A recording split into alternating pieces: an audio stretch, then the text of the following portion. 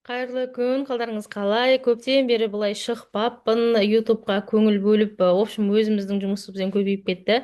Сол себепті енді осылай монтаждап, мына уақыт кетеді, анау мынау емес, жалпы осылай бар, как есть, солай түсірем, монтаждамай, как есть, солай осылай көрсетемін деп шештім. Жалпы трейдинг жайлы көптер естіп жүрсіздер, жасап жатсыздар, мен бұрынғы видеоларымда да айттым. Содан бері біраз уақыт өтіп кетті, салмаппын. Жалпы жетістіктеріміз, табыстарымыз, минустарымыз бәрі бар. Соларды ашық айтқым келіп отыр. Және де барлық жерде көздеріңіз ашық болып қалды, уже білесіздер, иә, что хау-юзди харам екендігін, иә, 100% харам екендігін. Сол себепті хау-юздимен күресуде келе жатырмыз. Осы хау-юзди харам, олмен жұмыс жасамаңыздар дегенде менің YouTube каналымды блокқа жіберіп қойғандар болды. Альхамдулиллах, блоктан аштық, себебі бұл хау-юзден ақша тауып жатқандар бар. Сол себепті олай айтпай, просто живой көрсетіп жатырмын. Там ол жерде кәдімгі ставкамен айналысады. Сол себепті көптеген видеолар бар, қараңыздар. Трейдингте хау-юзде харам ба, халал ма деген сияқты қойсаңыздар, подкасттар өте көп. Мен бұны айтқым келіп тұрған жоқ қазір. Жалпы сіздерге жаңалықтарды айтып жатырмын. Бізде осы уақытта қанша, мен последний қашан видео салдым, ұмытып қалдым, примерно 4-5 айдың айтайыншы, жарты жылдың ішінде көптеген жетістіктер болды. Қазір уже 4-ші потокты оқытып жатырмыз. Жақсы халал жолмен, акция жолмен сауда жасап жатырмыз. Сол себепті трейдингтегі кішкене сигналдар қалай болады, сіздерге бір пайдалы бір ақпарат болсын деп, скальпинг, дей трейдинг және де суинг трейдинг жайлы ақпарат бергім келіп отыр. Қызық болса, лайк басып, комментарий жазып қойыңыздар. Ары қарай маған мотивация болсын, что осындай істерге шығу үшін. Ал енді сіздерге живой, ешқандай кеспей, монтаждамай видеомен көрсетемін, және де плюстарымызды көрсететін боламын. Так, вот менің компьютерім қарап көрініп тұрған деп ойлаймын. Қараңыздар, жалпы, так, кешірім сұраймын. Жалпы, вот, бұл менің umidatrader.kz десеңіздер шығады менің сайтым. Осы жерде сабақтар салынған. Біз каждый сабақты осылай жасаймыз. Каждый сабақ прямой зуммен өтетін болады. Прямой зуммен өтеміз. Және де оны сақтап, каждый потокқа өзіне беретін. Борок осындай модульдармен. Общий жалпы барлығы бізде 30 сабақ. Вот мені модульдарымыздың барлығын жасап дайындап қойдым, что сұрақтары болған кездеші, потому что курс жайлы, трейдинг жайлы, вот осындай фундаменталды анализ, скриндап көрсеңіздер болады. И толыққанды бізде теория 2 апта, 3-ші аптасында демо шотпен сауда жасаймыз, 4-ші аптадан бастап реал шотпен ақша тауып кететін боламыз. Енді мен сіздерге айтпақшы болған затым бұл трейдингта именно акция саласында қалай ақша табамыз. Қараңыздар, кәдімгі график. Бұл графиктерді көріп, сіздер ойбай шатасып кетіп, ойбай не деген мынау шатпақ деп ойлап қалуыңыздар мүмкін. Жоқ, жалпы кәдімгі офлайн сауданында қарайтын болсақ, сол жерде офлайнның өзінде де осы графиктер шығады. Қалай? Тесланы емес, кәдімгі нені қояйын, гсат деген компанияны қояйын. Например, халалмен өту үшін, халал харам екендігін шешу үшін бұл жерде жалпы Zoya деген приложение бар. Сол Zoya приложениесінен сіздер қарап аласыздар, халал ма, халал емес па. Zoya приложениесінде жүктеп алып, немесе мына жақта кез келген Google-ға гсат деп жазасыздар компанияның атын, және де халал for харам. Ағылшынша жазсам, орысша жазсаңыздар да шығады. Міне, осылай жасасыздар. Сол кезде сізге шығарып беретін болады. Вот міне. Zoya приложениесі бойынша, шариат бойынша тексеріп береді. Бұлар әлемдік, яғни не бойынша, әлем бойынша тексереді. Вот гсат стокс, яғни бұл шариат бойынша халал, комплент деп тұр. Егер халал болмаса, ол нон-комплент деп тұрады. Халал емес, яғни күмәнді, яғни криптовалюталар қазіргі таңда күмәнді. Егер де криптовалютаны сіз қарайтын болсаңыз, криптовалюта күмәнді болып шығады. Яғни күмәнді болған жерге тоже кірмеген дұрыс. Жалпы осылай қараймыз. Енді мен сіздерге айтпақшы болғаным бүгін график жайында. Например, неделя. Жоғары жақта TradingView деген сайт бар, иә? Оны мен сіздерге бөлісе салайын. Кез келген Google-ға немесе Safari-ға TradingView деп жазасыздар. TradingView. Міне, TradingView. көріп тұрсыздар ғой, иә? Трейдинг вью.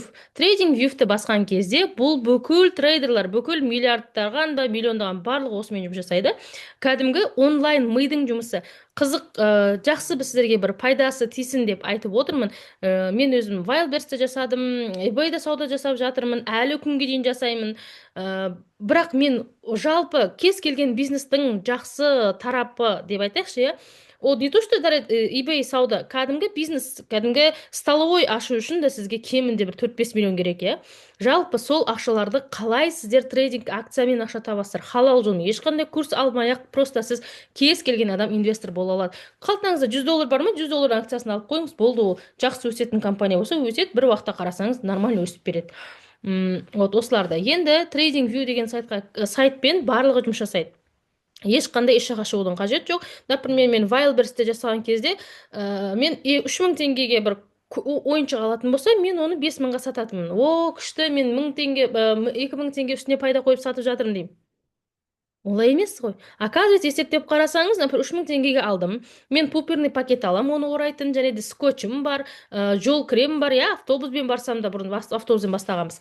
Вот, одан кейін машинамен, например, бензиннің ақшасы бар, одан бөлек не істейсіз, одан бөлек складқа апарасыз, складтан ол клиентке жетеді, жолдың өзіне комиссия алады, иә, Wildberries'тің өзінен. Ол кетеді, например, возврат болып жатады кейде, например, 10 штук апарсам, біреу возврат болса, уже тапқан табысынан ананың ақшасы кетіп қалады. В общем, мен былай дұрыс есептемегеннен мен минусқа кеттім да. Вот сол сияқты бұл жерде де жалпы сауданың қанша комиссия алады, қанша ішінен скрытый комиссиясы бар, жалпы қанша общий суммадан, соның барлығын есептеп білетін болсаңыз, чистому прибыльді көресіздер. Чистому. Мен қазір сіздерге оны көрсетемін. Және де оны живой, міне бізде анализдерге барлығына сигнал канал бар, сигнал группа. Сигнал ол тек қана өзімнің оқушыларыма, шәкірттерімізге. Себебі сигналды игере алмай қалады новичок. Поэтому оны мен сигналды игеретіндей түсіндіремін. Поэтому сигналды орындап келе жатыр, альхамдулиллах. Вот сигналмен қалай келе жатқанын мен сіздерге барлығын живой көрсеткім келіп отыр. Көптен бері түсірем деген болады. Міне YouTube how use харам деп айттың деп мен блокқа қойдым, короче, кіре алмай қалдым. Так, кеттік ары қарай. Енді трейдинг вью дегенді басасыздар, бірінші тұрғанда. Сол кезде сіздерге осылай ашылады. Жалпы сіздер тіркелмей тұрған кезде, мен тіркеліп тұрмын. Қараңыздар, жоғары жақта мынандай Sabdas Home деп тұрмеген, выйти деп шығатын болсам, міне сіздерде тура осылай көрінеді. Вот осындай компания көрінеді. Сіздер платный версиясын күтіп сатып алыңыз, бірден ке деп реклама қылып атады. Жоқ, сіздер былай жасайсыздар, регистрация дегенді басасыздар.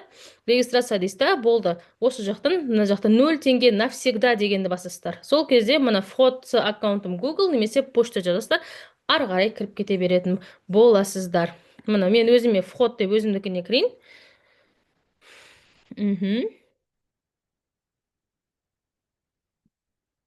Вот. Міне Sabdas Home.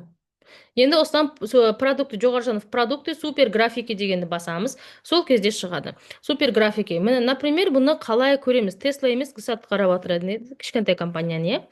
Қазір мен сізге чистому прибыльді қалай есептейтінімізді, графикті қалай есептейтініміз қарайтын боламыз. Қараңыздар, жалпы жоғары жақта гсаттың жанында плюс деп тұр, және де 1 минут, 5 минут, 15 минут. Сіздерде олай шықпайды, сіз мына жақтан нені стрелканы басасыздар, сол кезде, например, 1 минут алып тастасам, ана жақтан жоғалады, бассам шығады, иә. Вот керек минуттарын қойып қойғам. Вот осы жақтан таймфрейм деген нәрсе осы. Енді осы жақтан мен көремін примерно неделя, бір апталықты қарай, бір апта бойы гсат деген компания апта бойы бұл тек қана өсіп келіпті. Қараңыздар, міне, яғни максималды хайдан ары қарай кетті. Ордер блокты өшіре салайын, сіздер оны түсінбейсіздер бәрібір. Так, оны индикатор негізінде. Оны 2 апта бойы, 3 апта бойы, 3-4 апта, яғни 1 айдан бері жақсы өсіп келе жатыр. Неге? Потому что астына қарасаңыздар, Е деген зат бар, Е деген отчет деген сөз. 7 августта оның отчеты жақсы шыққан, содан бастап. Егерде қалай есептейміз бағаны десеңіздер, міне. Так, бағаны былай есептейміз. Жалпы қараңыз, деңгейін сызып қояйық. Вот, мыналарын алып тастайын, сіздерге кейін көрсетемін. Шынымен пайдасы болсын деп айтып жатырмын. Қараңыздар, міне $17.96 болыпты, иә, бағасы 27 августта. $17.96, примерно $18 дейік, иә. $18 сіз вот, міне. Так. кешірім сұраймын. 18 доллардан көбейтеміз. Например, сізде 1000 доллар ақшаңыз бар, иә? 1000 доллар болатын болса, 18-ді 100-ге көбейтсек, 1800. Сонда 18-ді біз көбейтеміз 50-ге. 900 долларға 53 штук алдыңыз. 53 штук осы жақтан сатып алдыңыз. Біз ұзақ мерзімге істейміз. Қазір неделя бойынша. Апталық емес, күндік бойынша қарайтынымызда ден тайм фрейм. Яғни бүгін алып ертең, немесе арғы күні, бір аптада, например, сатам дейтін болсаңыз, например, мына сызып аламыз деңгейлерден. Например, қараңыз, мен бұл деңгейді мына жақта жоқ деп елестетіңіздер. Жоқ, мына қараңыздар, жоқ деп елестетіңіз, бүгінгі күн. Так, мынау келді, баға өсіп жатыр. Так, осы жақтан сатып алсам, қай жерден сатамын? Жоғарыда қараймыз да, мына жақтағы ең жоғары құлатқан бағаны, иә, қараңыздар, мына жақтан баға құлаған. Так, осы жақтан енді мына жерден 20, то есть 18 доллардан алдым, мен 24-те саттым. Неге 24-те сатамын? Қарасаңыздар, мына жақты жоқ деп елестетіңіздер, міне. 18 доллардан сатып алдым да, и жалпы деңгей, яғни жоғары жақтан ең жоғары бағасы қанша болған тарихында? Трейдингте тарих қайталанады. Вот 23-те ал 85 доллардан баға құлап кеткен екен, е? Қараңыздар, келді баға осы жақтан құлады, келді осы жақтан құлады, келді осы жақтан құлады. Жалпы қазір осы бағада 18 доллардан қайтадан күш алып жатыр. Мен аламын да, примерно мынау 23-те 85 деген доллардан сатамын. Жарайды, 23-те 50-де сата салайын. Енді қараңыздар, 900 долларға мен сатып алдым 18 доллардан. Енді 18 доллардан алдым, ол 900 доллар болды, қараңыздар.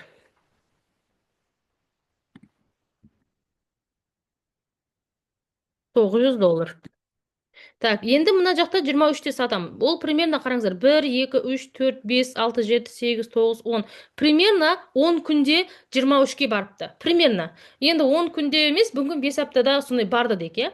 Так, 10 күн деген 2 апта. 2 апта мен ол акцияны ешқандай білімсіз, ешқандай стратегиясыз, сіз астынан сатып алдыңыз да, жоғарыдан сатасыз, қымбат бағадан. Яғни мен 900 долларға ақшам, артық ақшам болды, 900 долларға сатып алдым. Енді 23-те 50 болып тұр, мен жоғарыдан уже баға құлайды, осы нормальный деңгейге келді ғой, тек қойып қоямын, 23-те 50. Енді аламыз. 23-те 50 көбейтеміз 50-ге. Сонда 1117 доллар болды, қараңыздар. 1117. 1175 доллар. Вот, 1175 долларға алған, 900 долларға алғаным өсіп кетті 2 аптада. Енді 1195, 75-тен минусовать етем 900 доллар. Яғни өзінің бағасы, сатып алған бағам 275 доллар. Ол сіз ешқандай білімсіз, просто так брокер шот ашып, алып қойған акцияңыздың 2 аптадағы пайдасы. Жарайды, пускай 275 доллардан 50 доллар расходқа кетсін. Сатасыз, сатып аласыз. Общий суммадан сатуға онша көп кетпейді. Сатып ал, сат дегенге 1-де 2 доллар алады. Яғни 2-де 4 доллар. Минус 2-де 4 доллар. В общем, 272-де 6. Одан тағы да общий сумма, яғни 900 доллардан 0-де 12% алады. Яғни 900 доллардың 1% 9 доллар болса, 0-де 12, 0,1. Яғни онда 0,9, я почти 1 доллар тағы да. Минус 1 доллар. Сол кезде 271, яғни 270 доллар чисто прибыльді отырасыздар. Чистому 270. Чистому прибыль. Комиссияларын жазып қоя салайын, мына жаққа түсінбей жатсаңыздар, комиссия. Енді ағылшынша жазылып тұр. 1-де 2 доллар, 1-де 2 доллар. Және де екінші сатып алуға алады, одан бөлек 0-де 12% общий суммадан. Общий суммадан. Вот осылар сіздің расходыңыз, комиссияңызды. Бағана Вайлберсті айттым, минусқа кеттім дегенсіз. Болды, бұдан артық ешқандай расход жоқ. Хоть сіз 1-де 2 доллар неден алады дейсіз, ол 100 штук аласыз ба, 50 штук аласыз ба, 1-де 2 доллар Freedom, яғни Freedomмен істеп жатамыз, брокермен. Freedom маған акцияны сатып алып бергені үшін 1-де 2 доллар алады. Және де комиссия общий суммадан алады, және де 1-де 2 сатқанымда. Яғни сол кезде расходтарын бәрін шығарып тастаған кезде чистому маған 270 доллар қалды. Себебі мына түсінбей қалмаңыздар, 1175-тен минусовать етейік 900-ды. Сол кезде так 1175 минус 900. 275 шықты. 275 доллар. Чисто таза деп жазып қояйын. Таза 270 комиссияларды алып тастаған кезде. Вот, көрдіңіздер ғой, иә? Жалпы қалай ақша табамыз? Біз осылай арзанға аламыз, қымбатқа сатамыз. Енді жарайды, мына 18-ден 23-те саттық, иә? Міне келді, осы жақтан сатып жібердік, қайтадан баға осы жақтан күшпен келген кезде сатып алдық та, біз мына жақтан сататынымызды қайдан білеміз? Жарайды, мынандай тұрды ек. Вот осылай тұрды, мен енді сатып алайын дедік та, не істеймін? Деңгей сызып аламын тағы да мына жерге. Яғни себебі мына жақтан поддержка алған, қараңыздар. Келді, поддержка алған өскен, келді, поддержка алған өскен, поддержка алған өскен. Осы жақтан құлап кетті, және тура осы жерден бағаны құлатып жіберген, иә? Яғни біз мынаны алдық қой, енді келесі баға мынау баға. Примерно, иә? Енді жоғарыдағы баға тарих қайталанады. Вот, алдымда енді мен 23 доллардан сатып алсам, 27 доллардан сатамын. 23-те 85-тен, жарайды, 23-те 85-тен 23-те 85-тен мен 50 штук сатып алдым. Ол 1195 болып кетті уже, 1192 долларға сатып алдым. Енді оны мен 27-де 10-ға сатайын деп жатырмын. Вот, оны қалай? Қараңыздар, мына жаза салайын. Так, бұл 50 штук 23-те 85-тен 1192 доллар болды. Вот. 92 доллар болды. Мен 27-де 10-да сатып жатырмын. 27-де 10-ға тейк қойсыз. Оны сіз қарап отырмайсыз, тейк қоясыз, болды. Тейк автоматты түрде өзі сатып береді. Көбейтеміз 50. Сол кезде 1355 болады екен. 1355. Вот, 1355 доллар. Енді 1355 доллардан минусовать етеміз. Минус 1192. Ол кішкентай қозғалыстарды айтып жатырмын. Вот кішкентай ғана 2 доллар, 1 доллар қозғалғанның ішінде 50 штуктан мен уже қанша пайда көріп отырмын? 163 доллар. Чисто, таза. Таза 163-тен жарайды, 3 доллар, 5 доллар, 10 доллар кете қойсыншы, 150 доллар чистаму отырасыз. Ол ешқандай білімсіз, ешқандай курс алып, басқа білімді болудың қажет жоқ. Просто біз бұл стратегияларды тіпті мен просто сигнал беріп ақша айтатын боламын. Вот кетті. Одан кейін отчет жақсы шығатын кезде отчет қарасаңыз, осы деңгейлерден жоғары қарай қазіргі таңда 23 доллар кеше ғана, міне июньда ғана, августта да болып тұрған 18 доллар тұрған акция қазіргі таңда бағасы қарасаңыздар 47 доллар. Бір 2 айдың ішінде отчет жақсы шығып, қанша процент өсіп кетті? 92%. Яғни просто 92%. 23 доллардан алып қоясыз бір 2 ай бұрын. 23 доллардан. 10 штук болсын, 20 штук болсын, ол 20 долларыңыз 40 доллар болып береді, 200 долларыңыз 400 доллар. Ол сіз тіпті банкке, сіз депозитке қойған ақшаңызды онша процент бермейді. Ол осылай біз компаниялардың қозғалысынан ақша табатын боламыз. Жалпы енді мынандай тарихқа қарайтын болсақ, қараймыз қай жерде баға құлатқан. Вот, мына жоғары жақтан. Астың жақтан қайдан поддержка алды? Вот келді, осы жақтан поддержка алды, мына жақтан сатасыз. Осы жақтан кішкене құлау берді, тағы да жоғары қарай. Осылай біз қозғалыстардан ақша табатын боламыз. Осындай нәтижелермен, осындай сигналдармен де ақша табуға болады. Ешқандай қорықпаңыздар. Жалпы трейдинг деген ондай қорқынышты зат емес. Міндетті түрде жасай аласыздар. Елдің бәрі жасап жатыр. Просто сіз how use деймен емес, халал жолмен жасайтын болсаңыз, міне сіздерге прямой сабақ.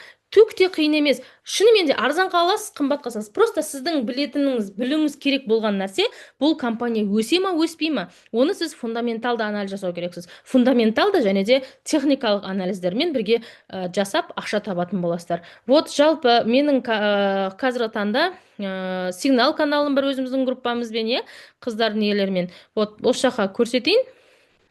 Вот. Міне живой болсын сіздерге. Вот, міне қараңыздар. Өткенде ЕНПХ деген компаниямыздан 20% ақша таптық. Яғни 31 доллардан 37-ден саттық. Яғни 31 доллардан 310 долларға алдыңыз, сатқан кезде уже 7 доллардан 6 долларды неше штук? 10 штук болса, уже 60 доллар үстіне қос. 20 штук болса, 120 доллар деген сөз. Вот, осылай ақша табатын боласыздар. Және де мына жақта мен сигнал каналда айтатыным, каналымызда. Вот, енді арасында минустарымыз да бар. Вот, көтере салайын. Міне қараңыздар, қалай болады? Жалпы мен кейде осылай айтамын. Поддержка Хаммер свеча шығыпты, разворот. Яғни Тесла разворот алып жатыр. Аяқыр, қалай болды? Так, осы жақтан поддержка алып жатыр. Былай болып жатыр деп кейде мен өзім беретін боламын. Қазір мен сізге сигналдар негізі альхамдулиллах орындайды бәрі. Вот Тесла сигнал қараңыздар. Тесла 465-ті алды, болды, суингқа кетті, анализ орындады. Қараңыздар, анализ қаншалық? Міне, айехар сигнал 6 октябрь отчеті бар, фундаментал жақсы отчет шықса, жақсы өседі деп айтылған ақпараттарымыз. Мына сигнал Интк деген компанияға біз өткенде сигнал берген болатынбыз. Өкінішке орай ол халал болмай шықты. Сол себепті біз оны қайтадан сатып жібердік. Жалпы қараңыздар, ТВХ 34-тен аламыз, 35-тен сатамыз деп. Вот Ирин тек алса енді деп қарап отыр. Міне осыларды, осыны алдым деп тұр, Интікті алдым деп тұр. Интік бойынша анализ қаншалық орындады, қазір көріп береміз. Яғни біз бір күн аламыз, 2 күннен кейін, 3 күннен кейін сататын боламыз. Вот қараңыздар, Интік 5% өсті. 34 доллар ТВХ мен алдық, ТВХ мен сатып жатыр. Айехір 8%. Міне Айжамал ханым айтып жатыр, 4 доллар Интікпен саттым деп жатыр. Осынша саттым. Айехір түнде кіріп едім, мен де саттым дейді. Рахмет Умида ханым. Ирен бүгін 50-ге баратын сияқты, уже 48-ден асты. Жалпы бұлар живой сіздерге көрсетіп жатырмын. Айтпақшы болған нәрсем, көбісі тек қана курс сатады, анау мынау деген кейбір көңілге тиетін сөздер болады. Просто олай емес. Я хочу действительно доказать, действительно ақша табуға болады. Просто өзім қанша минус болдым, қанша жасадым, мына свечаларды жақсылап оқысаңыздар, бұлар сіздерге сөйлейді. Мен разворот алып жатырмын, мен құлайын деп жатырмын, мен өсейін деп жатырмын деген сияқты. Соны жақсылап оқып алсаңыздар, фундаменталды анализ жасайтын болсаңыздар, кез келген адамға қосымша табыс. Бағанағындай Wildberries, Каспи, мен ол жамандамаймын, әрине бәрінің товаркада бар, бірақтан оның еңбегі бар, жұмысы бар. Мен лично өзім жасағанмын. ФБО-ға жібересің, оны күтесің, реклама жасайсың, ол товар өте ме?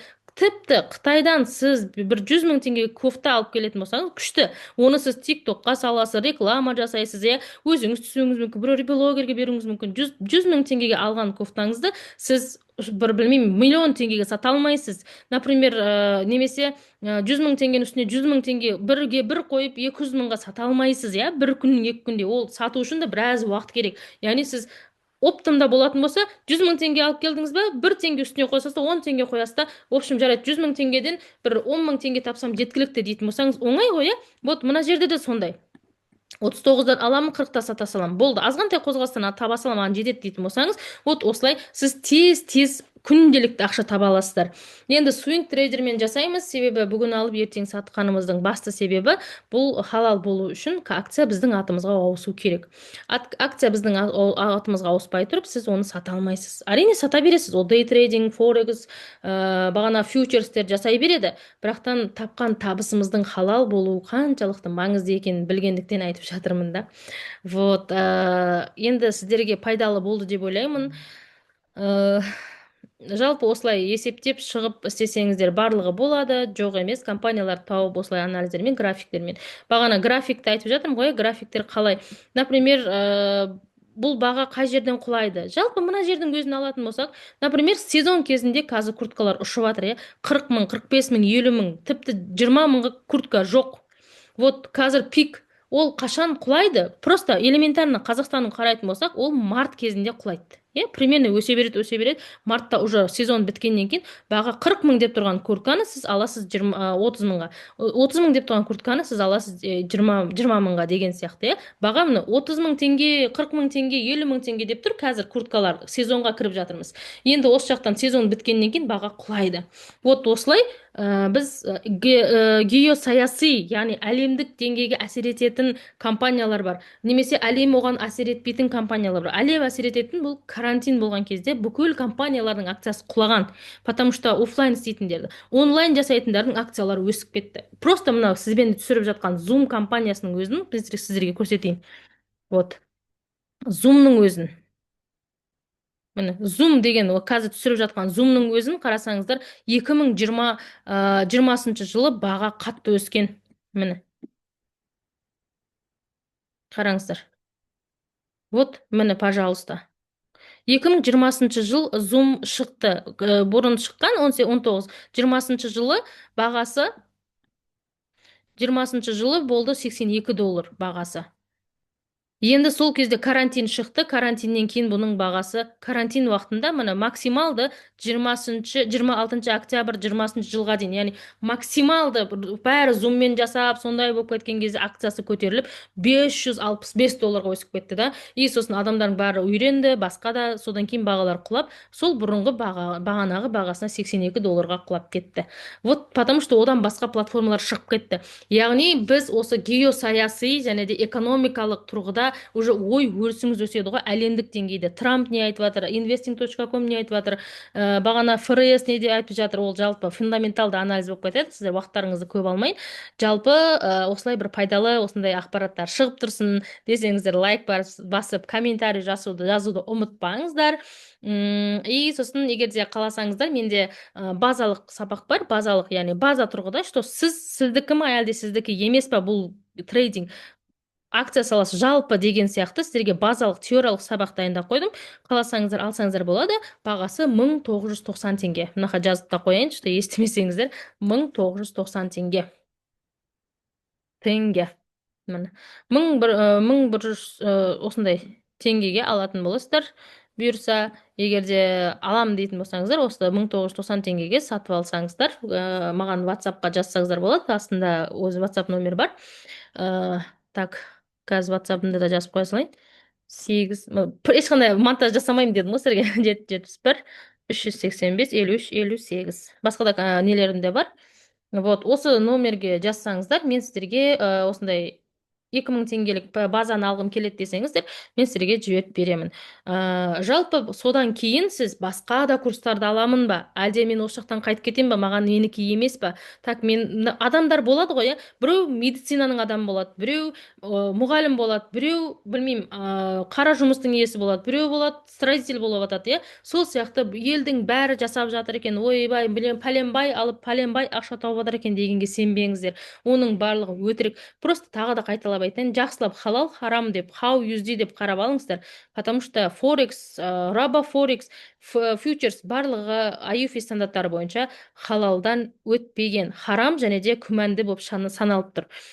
Сол себепті, егер де жасаймын, үйреніп көрейінші, маған да келе ме екен десеңіздер, жазыңыздар осы номерге, и мен сіздерге сол $1990 сіздерге базалық сабақты беремін. Соны көргеннен кейін болды, оқимын, немесе оқымаймын деп шешім қабылдайсыздар. Себебі маған келіңіз демеймін. Әлемде көп қазір эксперттер өте көп. Мен курс сізге айтып сатуды емес, жалпы айтып жатырмын, что жаным ашығаны, тегіннің құны болмайды. Сол себепті осы бағаға алып көріңіздерші, сіздікі ма, сіздікі емес пе? Сіздікі ма, жарайды, маған келмей ақ қойыңыз. Басқа өзіңіз қарап жүрген, оқығыңыз келіп тұрған басқа акция саласынан, білмеймін, қымбатқа оқытып жүрген шығар, олар көп зат айтатын шығар. Сол жақтан оқи беріңіздер. Сол себепті бір жаным ашығаннан түсіріп отырмын бұл видеоны. Кері байланыстарыңыз болса қойыңыздар, комментарий жазыңыздар. Қатты қуанып қаламын. Сіздермен Умида Абдыманапқызы, және де мына өзіміздің живой результаттарымыздан тағы да бөлісейін. Вот, мақтана береді екен дейсіздер ғой. Міне қараңыздар, 4%, 5%, міне 5%. Мына жақта өзіміздің живой оқырмандарымыз 2%, 4%, 8%пен бір ұстағанда осылай бағада ұстайтын боламыз біз. Вот, 10% өткенде тапқан болатынбыз. 11% иреннен, 6% иоттан жақсы алғанбыз біз. 20%, вот. Бұлар осы жақтан. Енді август потогымызды айтайын. Бізде август болды. Қазір октябрь поток жүріп жатыр бізде. Алла қаласа ары қарай не болатынын білмеймін. Бірақ қазір пока что октябрь. Августты көрсетейін.